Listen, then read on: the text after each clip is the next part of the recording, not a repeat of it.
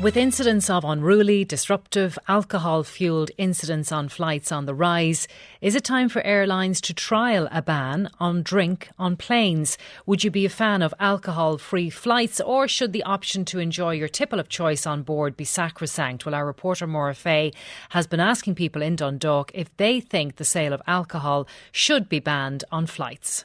Not really, but it just should be limited, sort of thing. So, some people bring their own on and they drink that, but also some of the airlines are quite happy to keep selling, until it gets rowdy, and then they look to blame somebody, But that's it. So I don't think it should be stopped. We can't do that. It's about self-regulation as well too, and it's about people, taking responsibility for themselves as well, so.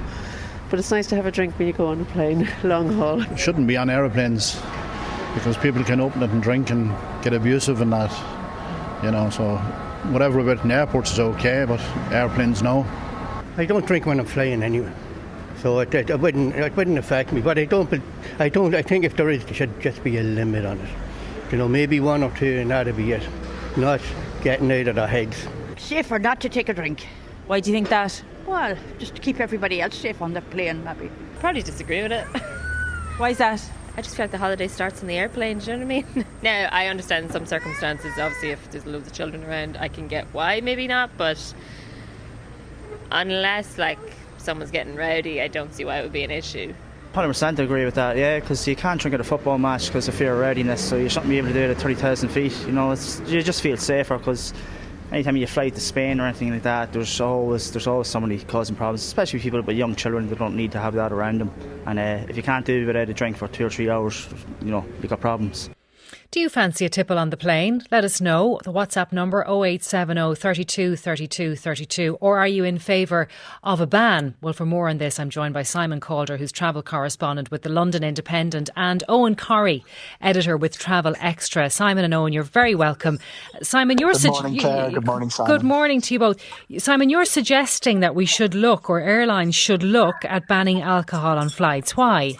Oh, I think it would be a really, really good trial to have. And good morning to you both. So here's the reason. I'm going to go back to 1988, when I know neither of you were born, but I was.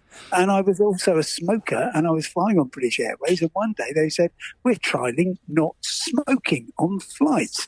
And I thought, that's outrageous. It's offending my human rights, etc. But guess what? I survived. And now, of course, smoking is completely banned, quite rightly, on flights. And so I think, if you go for a short trial, which might just be, and the obvious flights will be across the Irish Sea between Ireland and GB, then you will find that actually probably most people will accept it. Of course, if you are on a long flight, and we heard that lady saying, a holiday starts on the aeroplane, if you're on a longer flight, then maybe there's a case for that. But when they started banning smoking, it was only on flights of 2 hours or less. So worth having a trial. And 399 times out of 400, there is not trouble on a flight, but that 1 in 400 times there is. And it is a very scary experience, especially for families with young children. And sooner or later, I fear there will be some kind of really serious incident on board a flight. So let's give it a try.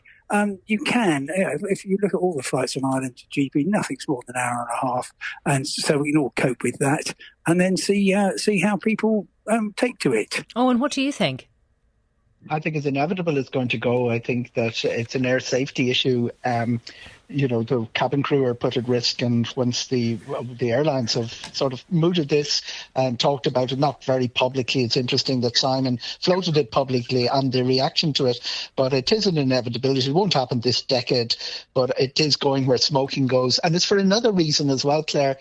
We've always had drinking on aircraft. We've always had excessive drinking on aircraft. Anyone who remembers the Irish fans going to Italia 90 would sort of comment on that. But what I have noticed in my flights is that more and more episodes where people with alcohol reacting to something else, usually prescription drugs, anxiety drugs, that's on the increase. And that's raised the hackles of the likes of Michael O'Leary, who said he wants a limit on serving in the airport, because you can actually stop someone boarding an aircraft if they're overserved. What happens afterwards, though, is a problem for the crew. But it's interesting, isn't it, that is the airline view, or the Ryanair view, that you should stop serving in the airport or have a limit in the airport, but not on the plane, because this is a revenue stream, isn't it, for the airlines? That's unfair, Claire, because they do stop serving on the aircraft. Very often, if you've ever been on the F470 33 to Alicante, about 2/3 of those people are going to Benidorm. There's a lot of "I'm not serving you anymore" going on, because you have collections of stag parties and hen parties on board. It can be quite unruly on particular routes. The three big routes that Ryanair tell me are a problem tend to emanate from Manchester, Liverpool and Glasgow. And he has implemented you're the saying, duty-free is taken off You're you. saying they will stop serving you, but there's no limit on the drinks that they will serve you on the plane. So if I'm sitting there and I say, well, can I have 3 gins, please? They're not going to say no if I'm in a fit state to have the gin, but they want to have a limit on what you can buy in the airport. Yes, of course, and they will limit if you're asking for a drink and they consider you overserved. They will stop that. It's very interesting how the cabin crew react as well. It's very difficult to tell someone they've drank too much. I notice a very, very good trained cabin crew. I single out Aer Lingus for the quality of their cabin crew. Rub a little bit of gin around the top of the glass and serve them tonic, and they never know the difference. No, I'm sure they're not doing that, because you've paid for your gin, and if you're not getting it, there's a problem there. The other thing that Eoghan said there, Simon, was that he doesn't see it happening in this decade. Do you agree? Yeah. Well, it all depends what happens, frankly. If there is going to be a problem that comes to light, and I'm absolutely delighted to hear from Eoghan that people are behaving fairly reasonably, and the cabin crew are behaving well. But if there is an incident in which people get hurt, or heaven forbid there's some problem with the actual aircraft, I think it could happen a lot quicker than that. And interestingly, I've done a bit of a sort of social media survey, and about 55 to 45 in favour of banning alcohol. Now, nobody likes to drink more than I do, but I can kind of sympathise with that. And the other thing, you were talking about selling alcohol. It is rather counterproductive in the sense that if you go on EasyJet, for example, you will find that you are invited to buy a Moretti beer for €7, or if you want 2 of them, then the second one only costs €4. So there's an incentive to drink more, is what you're saying? Yeah, and they should. Well, I'm not saying that you should actually say, "Oh, you want a second one? That'll be €14," but there shouldn't be a discount for drinking more, I believe. Listen, but Simon, if the airlines decide that they're going to trial this and ban the sale of alcohol on flights, does that not just encourage us to get tanked up in the airport? And it's hardly fair on the airlines, is it? If it's still on sale in the airports, but you can't sell it on the plane. Yeah, and then there needs to be some kind of control on this, and I absolutely agree with Eoghan. And maybe you do start, breath testing people at the boarding gate, because ultimately you're not allowed to be under aviation law to be drunk on an aircraft. You certainly shouldn't be boarding one if you've had too many drinks. And so that if you know that there's going to be a check at the gate, that will mean that people start to take it a little bit easier at the airport. And how would you feel about a breathalyzer before you step on the airplane? They don't have a breathalyzer, but I've seen people denied because of overserved. But how do you think passengers would react to that, though, to being breathalyzed before they get on? There would be a few who would be very cross and cranky. But you've got to remember, alcohol worldwide isn't the major cause of unruly passengers. It's reckoned to be about 25% worldwide by IATA. And of course, Willie Walsh and Glasnevin is the Director General there. Oddly enough, smoking is still a problem. Smoking in the toilets, that causes a lot of the incidents.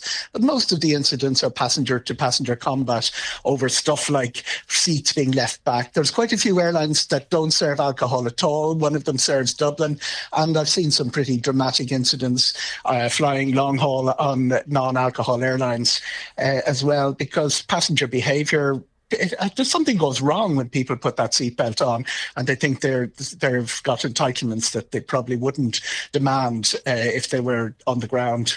I'm getting so many messages on this, and most people, I would say, who are getting in touch with us are in favour of this. Alcohol should be banned not only on aircraft but also in airports.